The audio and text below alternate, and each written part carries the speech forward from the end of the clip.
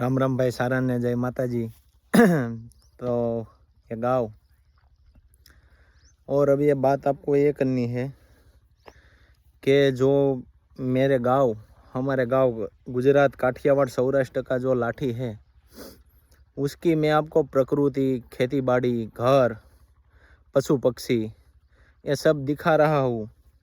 तो guys follow और subscribe कर दीजिएगा क्योंकि बहुत मेहनत पड़ती है वीडियो आपके लिए छोटी सी वीडियो बनाने में।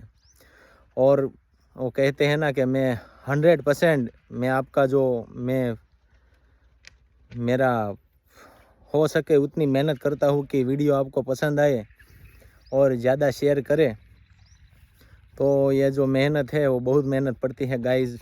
मुझे हिंदी बहुत नहीं आता है, लेकिन जो गुजरात के बाहर के जो लोग हैं, जो राजस्थान है, मध्य प्रदेश है, महाराष्ट्र है, या इंडिया के बाहर के जो लोग हैं, जो विदेश के लोग हैं, उसको पसंद आए, इसलिए मैं उसको समझ में आए इसके लिए मैं हिंदी में बात करता हूँ और ये नज़ारे दिखाता हूँ क्योंकि सभी इंडिया वाले इसे पूरी तरह से समझ सकें।